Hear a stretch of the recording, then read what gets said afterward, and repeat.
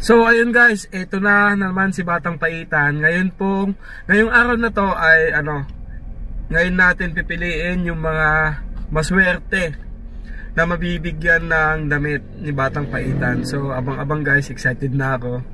And meron na tayong napili base sa dami ng share at dami ng comment at syempre yung may top fan badge. Yun yung mga mabibigyan ng damit. So guys, sa mga hindi po mabibigyan, 4 lang po kasi actually yung damit na ipamimigay natin. At magandang klaseng damit po yan ha. Yung tela niya is dry fit. And hindi naman basta-basta hindi siya cotton guys ha, dry fit siya. And advance congratulations sa mga mabibigyan. Siyempre napili natin yan dahil madami silang shares at may top fan badge po sila.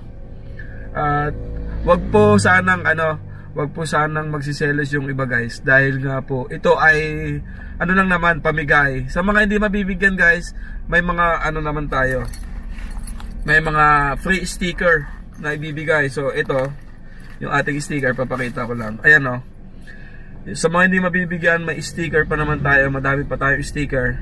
So let's go, ito na guys.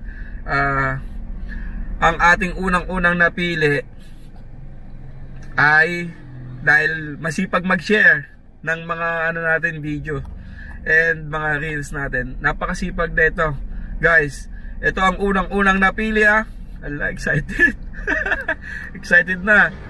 So guys, ulitin ko, yung damit po natin ay medium lang guys medium. Yun lang po kasi ang available na nakuha nating damit. So medium lang guys. Saka maluwag naman yung medium And ito ang unang-una na, ito na. Ruel Ras Balisakan. So yan, napakaswerte mo. Ikaw ang unang-unang mabibigyan ng Batang Paitan t-shirt kulay itim. Ruel Ras Balisakan, isa ka sa mabibigyan. So next, pangalawa, Kenneth Manlapig. So ayun, isa ka sa mabibigyan din, Kenneth Manlapig. And then bali dalawa na yun next, pangatlo, ito yung mga masisipag, Jerry S. Calo Jr. Yun napakaswerte nyo Next, yung pang-apat guys, ito na, last but not the least, babae siya, masipag din. So ang pang-apat ay si Rose Armiral. Yon, advance congratulations, napakaswerte nyo dahil masisipag kayo mag-share ng ating mga video, ng ating mga reels, mga posts and everything. So guys, sa mga hindi mabibigyan, ulitin ko po sa mga hindi po mabibigyan, meron naman po kayong sticker.